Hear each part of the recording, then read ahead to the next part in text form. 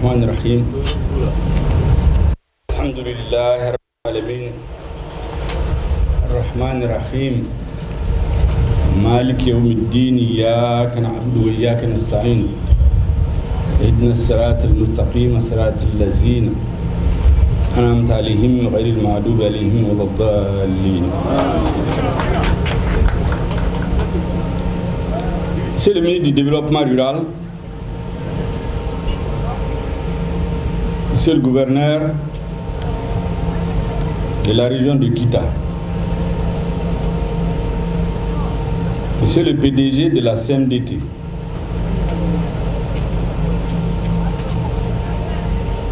mesdames et messieurs,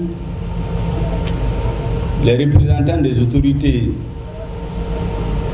élues, coutumières, traditionnelles, religieuses. Mesdames et messieurs, je suis venu ici au nom du président de la transition pour apporter un message, le message du colonel Assimi Goïta,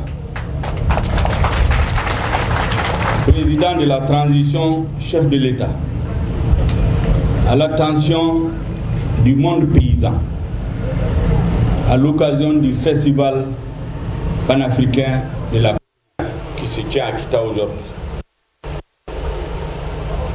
Ce message, à travers le monde paysan, à travers les cotonculteurs, les producteurs, les transformateurs de coton, est un message adressé à tous les Maliens et à tous les amis du Mali.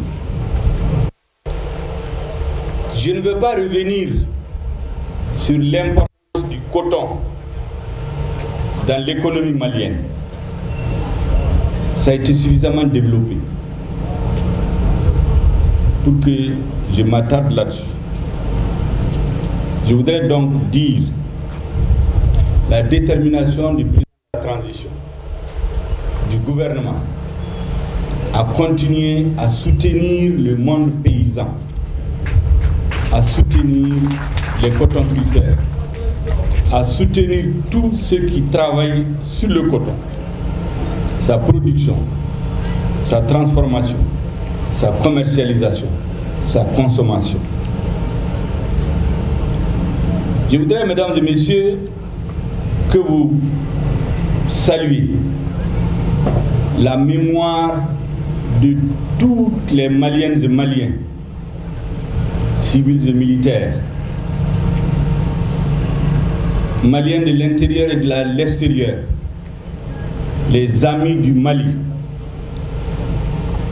qui donnent leur vie, qui ont donné leur vie, qui continuent de donner leur vie tous les jours pour que notre pays reste debout. Je voudrais particulièrement saluer les agents des forces de défense et de sécurité qui sont sur le front. Même maintenant, il y a des opérations militaires sur le terrain.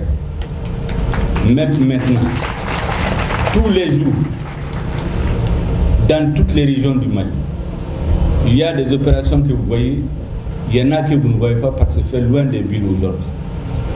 L'objectif du président de la transition et du gouvernement, c'est que dans quelques mois, nous pacifions l'écrasante majorité de notre territoire et de la population du Mali pour pouvoir aller aux élections. Mesdames et messieurs, depuis le 28 décembre 2021 jusqu'à aujourd'hui, le 28 janvier 2022, ça fait un mois, les résultats spectaculaires enregistrés par notre armée, qui est à l'offensive, qui a changé de stratégie, qui est en train aujourd'hui d'amener la peur dans le camp des terroristes, en détruisant des camps, en les saisissant, en neutralisant, en prenant les armes, on fait qu'aujourd'hui, dans toutes les régions du Mali, les citoyens sentent le retour de la paix petit à petit. Nous avons enregistré des résultats spectaculaires plus importants que ceux que nous avons enregistrés pendant les 30 dernières années. et pendant les 10 dernières années de lutte contre le terrorisme. En un mois. Toutes les zones où la population vivait sous la peur, les citoyens peuvent témoigner comment est-ce que la peur a changé de camp aujourd'hui. L'armée est à l'offensive. Il y a des Maliens qui tombent, mais ils tombent pour notre pays. Ceci, on doit dire à leurs familles, à leurs vœux, à leurs enfants, à leurs parents, que la nation n'oubliera jamais leur sacrifice.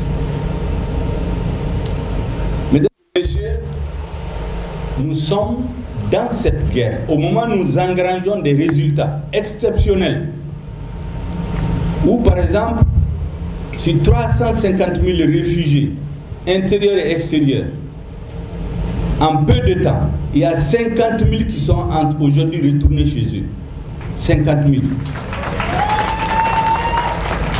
Et nous espérons que dans les mois à venir, l'écrasante majorité des réfugiés et des déplacés internes vont retourner dans leur localité. Parce qu'ils ne devraient pas quitter ces localités. C'est grâce au travail de nos forces armées de sécurité. C'est grâce aux initiatives du président de la transition, du ministre de la Défense, qu'aujourd'hui notre armée est dans des conditions exceptionnelles qui lui permettent d'accomplir sa mission régalienne, historique j'allais dire, pour sécuriser le peuple malien. Je voudrais donc féliciter les femmes.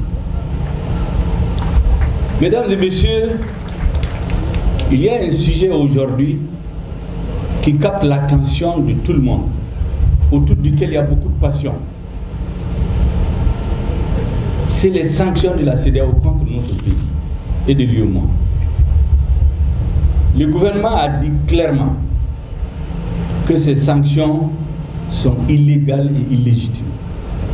Elles violent les documents fondateurs, les traités de la CEDEAO, les traités de l'Union monétaire ouest-africaine, les traités qui régissent la Banque centrale des États d'Afrique de l'Ouest.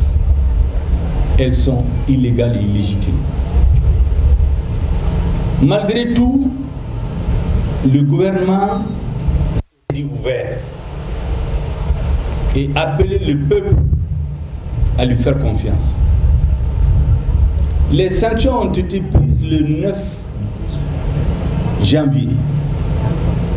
Le 10 janvier, le président a organisé un conseil des ministres extraordinaire et a demandé au peuple malien de sortir pour soutenir le gouvernement le 4 janvier, le 14 janvier, donc en 4 jours. Il y a eu entre 3 700 000 et 4 millions de Maliens dans les rues sur l'ensemble du territoire national. C'est du jamais vu dans l'histoire de notre pays. Ceux qui parlent de légitimité, le peuple a montré de quel côté se trouve la légitimité. Aucun président n'a jamais mobilisé plus de 2 millions d'électeurs, en tout cas. Jamais pendant 30 ans que nous faisons les élections. Pourtant, il y a des présidents qui font 5 ans. La campagne présidentielle fait 3 semaines. Beaucoup d'argent est injecté dans la campagne. Les campagnes politiques. Mais on n'a jamais mobilisé, aucun président n'a mobilisé plus de 2 millions d'électeurs. Le président Ngouta a lancé un appel. En 4 jours, près de 4 millions de Maliens sont sortis pour soutenir le gouvernement de transition. Ce n'est pas par hasard, parce que les Maliens sentent que ce gouvernement est à leur service. Ce que je voudrais dire très clairement à la communauté internationale, c'est que le gouvernement du Mali est ouvert. Vous avez dans cette bataille politique un certain nombre d'acteurs. Vous avez le gouvernement, vous avez la CEDEAO et l'Union africaine, vous avez l'Union européenne, l'ONU, vous avez la France. Je voudrais m'arrêter pour dire 2 mots sur le rôle de chacun des acteurs dans cette crise, pour que les Maliens comprennent exactement que veut leur gouvernement et que les amis du Mali aussi comprennent quelle est notre philosophie. Le gouvernement, je l'ai dit, joue son rôle. il travaille à sécuriser les Maliens. Le gouvernement a organisé les assises nationales de la refondation, où les citoyens ont demandé une transition de 6 mois à 10 ans. Je dis bien 10 ans. Seulement, il y a une majorité qui s'est dégagée pour 6 mois à 5 ans. C'est le choix du peuple. C'est cette proposition que le président de la transition a soumise à ses homologues de la CEDEAO pour discussion. Parce que ce que le peuple a décidé, nous ne pouvons pas le changer comme ça. Si c'est à l'issue de discussions avec nos frères que nous arrivons à un chronogramme, nous allons expliquer au peuple malien pourquoi on a fait telle ou telle concession. Mais la seule chose sur laquelle on ne peut pas faire des concessions, c'est la sécurité des personnes et des biens. Et rien ne nous fera reculer sur la recherche de la sécurité des Maliens. Avant toute chose.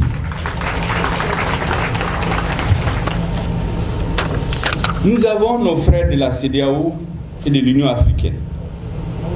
Je voudrais ici, de façon particulière, saluer la démarche de l'Union africaine, du président de la Commission de l'Union africaine, qui s'est investi pour renouer le dialogue entre le Mali et ses frères de la CEDEAO. Je voudrais aussi dire à la CEDEAO la disponibilité du gouvernement malien à discuter.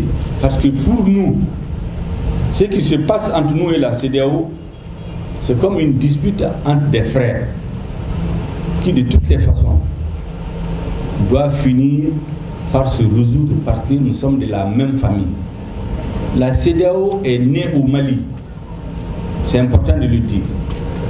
La CEDEAO, c'est le fils du Mali. Je donne souvent l'exemple aux diplomates en disant que la CEDEAO et le Mali, c'est comme un fils et son père.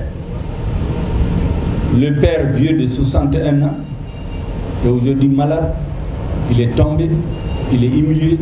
Ce qu'il attend de son fils, c'est de lui tendre la main pour l'aider à se lever, pour l'aider à traverser les difficultés et non pas lui imposer des sanctions au moment même où, malgré les difficultés, il engrange des résultats. Il se débat pour s'en sortir. Ce n'est pas en ce moment qu'il faut lui infliger des sanctions. Et c'est pour cela que nous disons que notre gouvernement reste ouvert au dialogue. Et nous espérons qu'avec l'intervention de l'Union africaine, dans les jours à venir, nous allons renouer le dialogue avec nos frères de la CEDEAO et la communauté internationale. Vous avez des partenaires comme l'Union européenne qui s'est invitée dans ce débat. Et certains pays de l'Union européenne font comme si c'est leur affaire à eux. Ce que je voudrais dire très clairement à l'Union européenne, c'est que c'est un partenaire privilégié du Mali. C'est au sein de l'Union européenne qu'il y a des pays qui ont été les premiers à reconnaître l'indépendance du Mali en 1960. C'est au sein de l'Union européenne qu'il y a beaucoup de pays qui interviennent pour aider et soutenir le Mali. Même maintenant, je ne veux pas citer des pays, mais vous les connaissez. Donc il n'y a pas de problème en réalité. Il n'y a pas d'antagonisme. Il n'y a pas d'hostilité du gouvernement malien.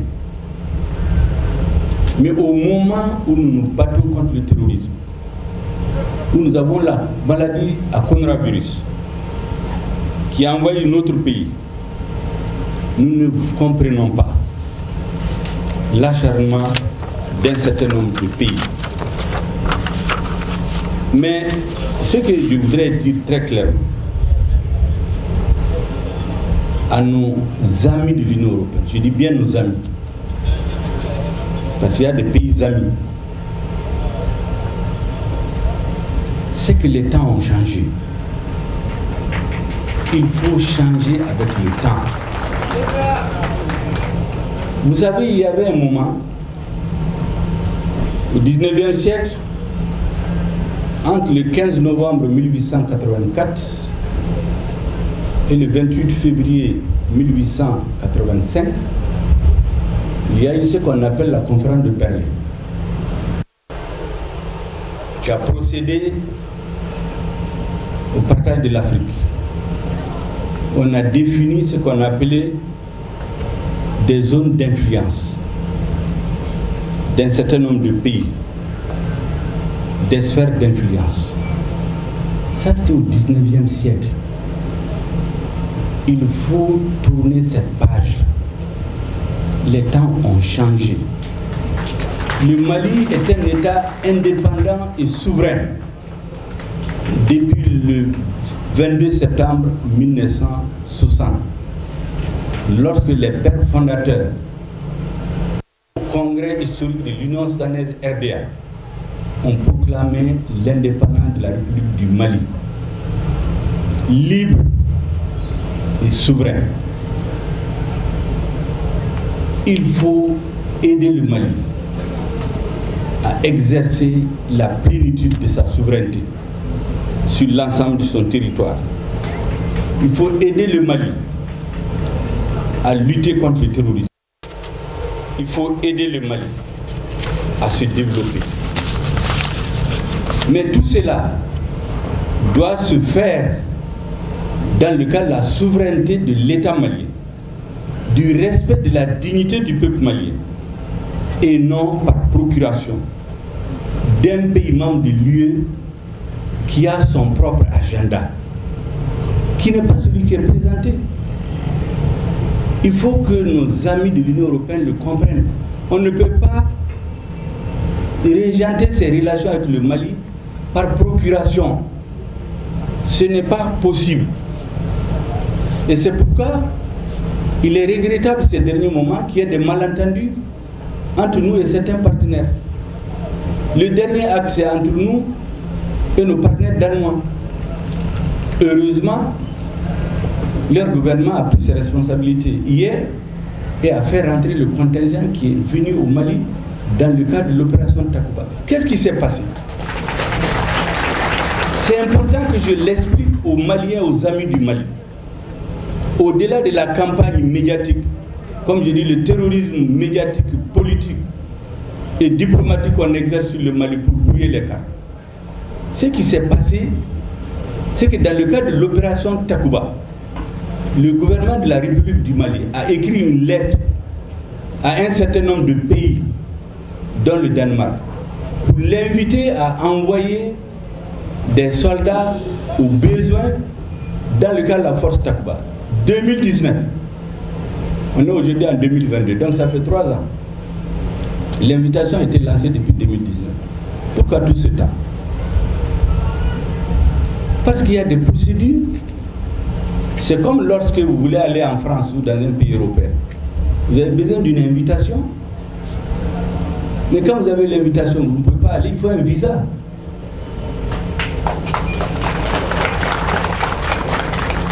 C'est ce visa que chaque État doit avoir. Ça, c'est écrit noir sur blanc. Et donc, le gouvernement danois et d'autres ont demandé les visas, c'est-à-dire l'autorisation pour leurs forces spéciales de venir au Mali exercer dans Takuba. Le gouvernement a dit qu'il a des dossiers. La Norvège n'est pas seule. Disons le Danemark, il y a la Norvège, il y a le Portugal, il y a la Hongrie. L'autorisation du gouvernement malien. Mais pourquoi le gouvernement danois envoie ses militaires? Parce qu'il y a un pays qui décide par procuration d'inviter des pays dans le cadre de l'opération Takuba. Nous disons non. Il y a un accord très clair, un protocole additionnel signé entre le Mali et la France en mars 2020 qui détermine le statut des détachements non français qui doivent exercer dans le cadre de Takuba. Ce protocole additionnel dit clairement qu'il faut l'autorisation du gouvernement malien. C'est ce que j'appelle le visa. Donc la France ne peut pas faire venir un pays sans le visa du Mali. C'est ce qui s'est passé avec nos frères, nos amis danois. Nous avons dit que c'est inacceptable. Donc, il faut que ça soit très clair au niveau de l'Union européenne que nous ne sommes pas dans une logique d'affrontement ou d'hostilité. Mais le problème, c'est que le Mali a des incompréhensions avec le gouvernement français. Sur ça, je vais être très clair. Le Mali n'a pas de problème avec le peuple français, au sein duquel il y a beaucoup d'amis du Mali, au sein duquel il y a beaucoup de binationaux. J'ai l'habitude de dire qu'en dehors de la communauté algérienne, la communauté malienne est la plus importante en France. Son poids dans notre économie, dans la vie sociale chez nous, c'est plus important que l'aide au développement, de l'aide des pays développés. Est-ce que vous pensez qu'un gouvernement responsable va se mettre avec un conflit avec un tel pays qui est l'un de nos premiers partenaires sur le plan historique, sur le plan militaire, sur le plan diplomatique? C'est avec la langue française qu'on communique avec le reste du monde. Donc, un gouvernement responsable ne peut pas imaginer qu'il va rentrer en conflit avec un tel État. Mais, ce que je voudrais dire très clairement,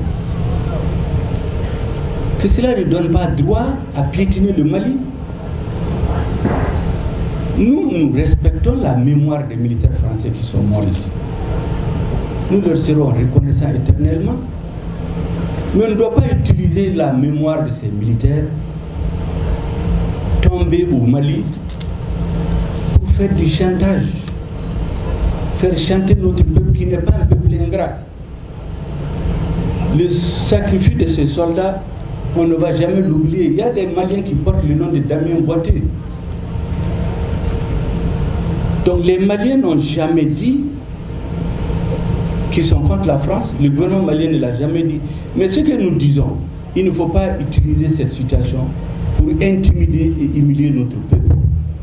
Il faut nous respecter. La dignité du Mali n'est pas négociable. La souveraineté du Mali, son indépendance ne sont pas négociables.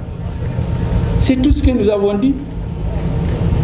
Ce n'est pas la première fois dans l'histoire. Mais les Français tombent chez nous. Mais les Africains, les Maliens sont tombés pour libérer la France entre 1940 et 1945. Mais nous ne passons pas le temps à dire que la France nous doit ceci et cela. Des milliers d'Africains ont libéré la France. Pourtant, on a massacré des Africains à Tcharoui en 1945. Qui a fait ça? Pour libérer la France, c'est sûr, en Afrique que De Gaulle s'est appuyé.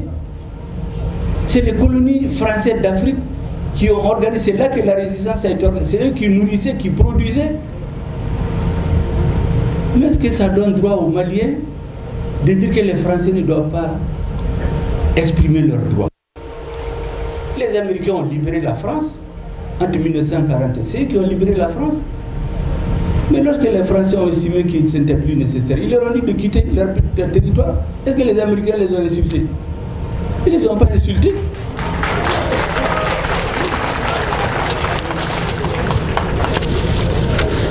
Ce que nous disons, vous savez, moi je l'ai dit plusieurs fois, il faut que la classe politique française se dise que le monde a changé. Qu'ils n'ont pas à la tête du Mali les dirigeants auxquels ils sont habitués. C'est aussi simple que ça. Vous savez, l'ancien Premier ministre français, Pierre Messmer, qui était gouverneur de l'AOF, c'est lui qui était Premier ministre au moment de la décolonisation. Vous savez ce qu'il a écrit dans ses mémoires? Il dit qu'au moment de l'indépendance, ils ont donné l'indépendance à ceux qui l'exigeaient le moins, après avoir éliminé politiquement et militairement tous ceux qui exigeaient l'indépendance avec intransigeance. C'est dans ses mémoires. Moi, je pense que les dirigeants français sont dans cette logique jusqu'à présent. Mais les temps ont changé. À la tête du Mali, il n'y a pas des anti-français. Mais ce n'est pas des dirigeants qu'on peut manipuler, qui pensent que leur destin se joue en France. Leur destin se joue dans les mains de Dieu et du peuple. C'est tout.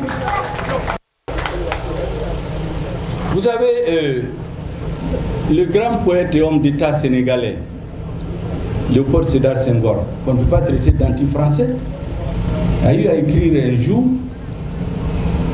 en parlant de la France, ça ressemble un peu à ce qui se passe aujourd'hui. La France qui dit de suivre la voie du bien, elle dit bien, Senghor dit, la France qui dit bien la voie juste, la voie droite, dis-je, mais elle chemine vers les champs publics. C'est Senghor qui écrit ça. La France qui dit la voie droite, mais elle chemine vers les champs publics. La France qui nous donne de la main droite et de la main gauche enlève la moitié. C'est Senghor qui dit. Senghor n'est pas un anti-français. La France qui ouvre la voie triomphale aux héros. Mais c'est cette même France qui méprise les patriotes africains, et notamment les patriotes maliens. Elle méprise les dirigeants qui sont à la tête du Mali aujourd'hui, parce qu'ils affirment le sentiment général des Maliens. Les Maliens veulent être respectés. Je voudrais ici clairement dire au gouvernement français, à la communauté internationale, aux Africains, que le gouvernement du Mali chevillé aux intérêts supérieurs du peuple malien, rien d'autre. Ce gouvernement analyse, regarde, observe et tire les conclusions de ce qui se passe dans le monde. Nous avons vu ici Kadhafi. L'ONU a voté une résolution pour protéger Benghazi, no-fly zone. La France et certains pays ont outrepassé la résolution pour aller l'assassiner. Ils n'avaient pas de mandat pour ça. Nous tirons les leçons de ça. Nous avons l'opération Serval. Quand elle est intervenue, le Mali a demandé un appui aérien et un renseignement. Le Mali n'a pas prévu de soldats français aussi. L'objectif de Serval, c'est le président français d'alors qu'il avait déclaré, François Hollande. 1. Détruire le terrorisme. 2. Assurer la souveraineté et l'autorité de l'État malien sur l'ensemble du territoire. 3. Faire adopter les résolutions des Nations Unies. 2013. On est en 2022, 9 ans après. Le terrorisme qui était au nord s'est étendu sur 80% du territoire. Mais on doit tirer les leçons. L'intégrité du territoire malien, l'autorité de l'État n'est pas encore étendue sur l'ensemble du territoire. Mais on doit tirer les leçons. On doit se poser des questions. Les résolutions des Nations Unies changent chaque année. Au point que cette année, quand notre ambassadeur a découvert à la réunion du Conseil de sécurité une résolution qui devait augmenter le contingent de l'administration, il dit mais mon gouvernement n'est pas au courant. Donc on a rejeté. Ils avaient l'habitude de le faire, mais avec ce gouvernement, ce n'est plus possible. C'est aussi simple que ça. Lorsque la MINUSMA intervenait, les Maliens, on leur avait dit, l'écrasante majorité, on leur avait dit que c'est pour venir aider à libérer le Mali. C'est ce qui a été dit à tous les Maliens. Vous pouvez lire la résolution 2100 d'avril 2013. Combattre le terrorisme,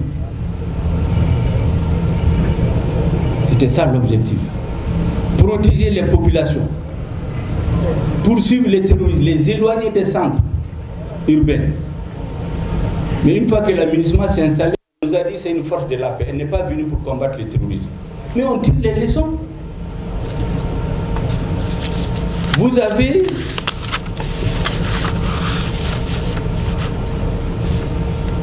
comme je l'ai dit, nous avons récemment des situations qui nous inquiètent.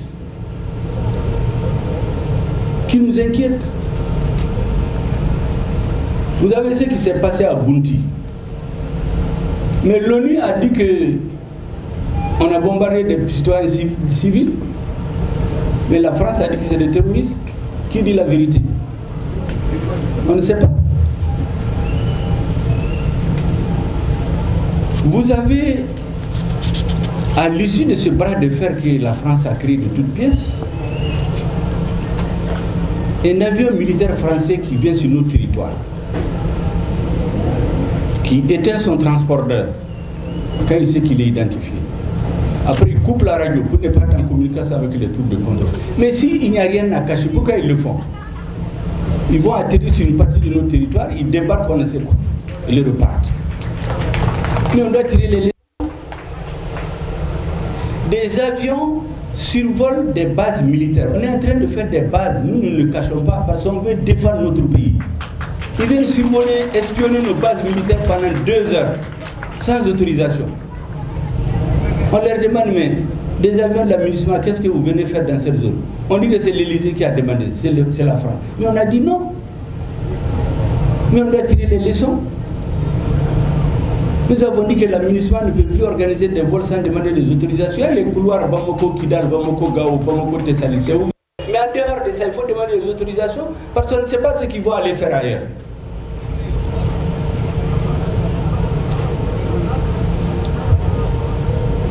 Vous avez ce malentendu avec le Danemark. Mais c'est l'entêtement des dirigeants français à vouloir coûte que coûte induire les Danois en erreur. C'est le gouvernement français qui a induit le Danemark en erreur en lui faisant croire le Portugal, la Norvège et la Hongrie peuvent se conformer, mais vous allez venir, il n'y aura rien. Et lorsque nous avons dénoncé, ils sont sortis dire que nous ne disons pas la vérité. Mais quand on a sorti la vérité, ils se sont mis à nous insulter. Nous n'insultons pas. Parce que nous ne voulons insulter ni le présent, ni l'avenir.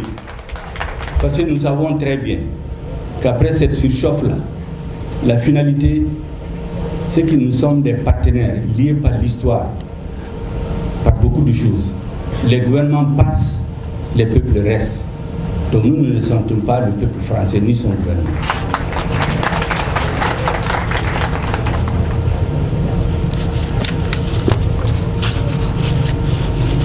Vous avez des écarts de langage contre nous, contre notre gouvernement, contre notre peuple. Je pense qu'il est temps que ce message, que les dirigeants français comprennent qu'on n'est plus au temps du colonialisme, ni du néocolonialisme. Il faut traiter les partenaires comme des partenaires.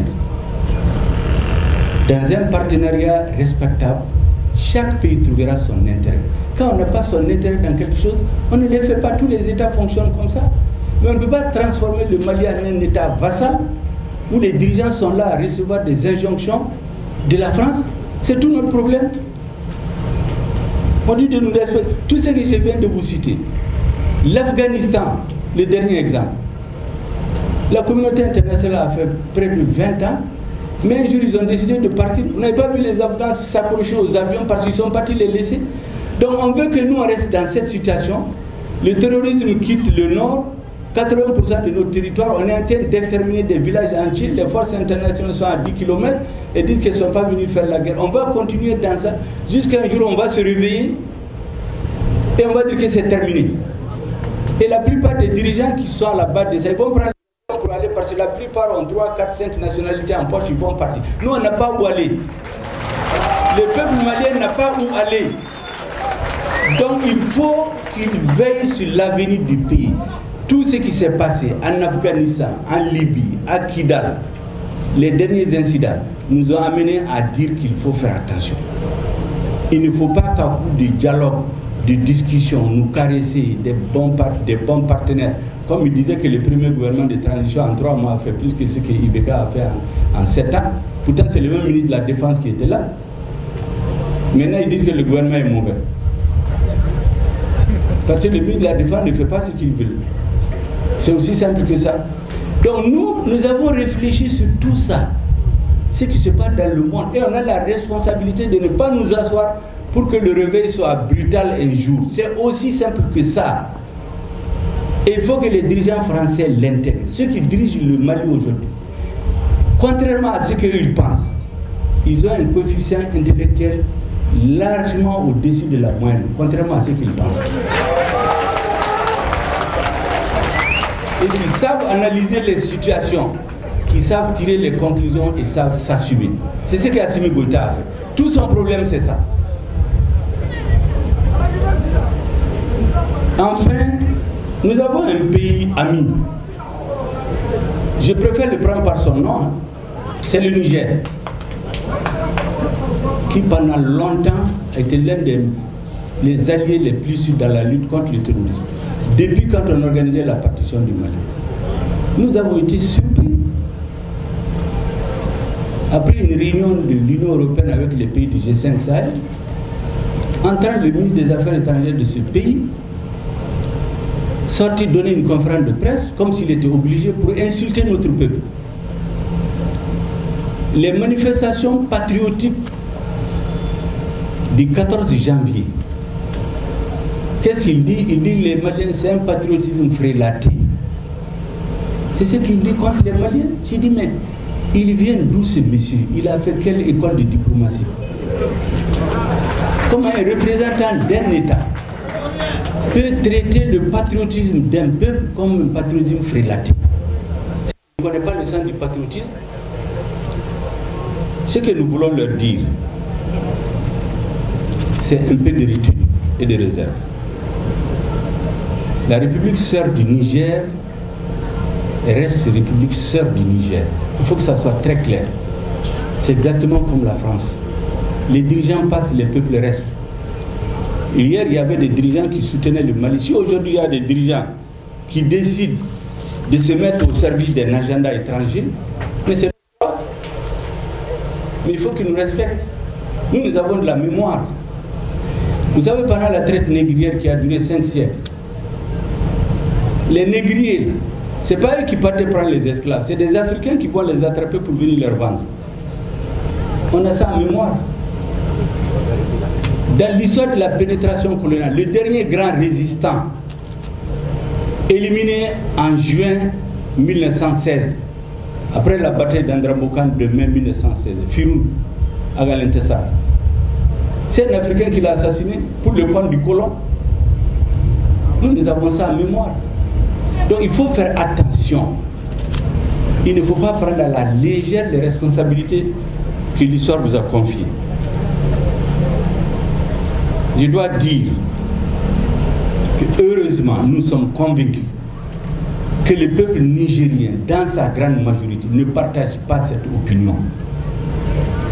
Et d'ailleurs, je mets monsieur le ministre des Affaires étrangères du Niger, que tout le monde connaît parce qu'il est devenu célèbre maintenant par ses sorties hasardeuses, je le mets au défi de mobiliser autant de personnes que Assimi Goïta a mobilisé dans les rues de Bamako le 14 janvier. Qu'il lance un appel au peuple nigérien pour lui de sortir les soutenir.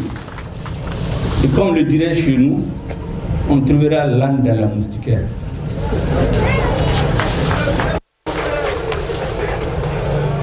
Je voudrais terminer par dire, il faut que la communauté internationale, il faut que la France et nos frères de la CEDEAO mettent pas la terre.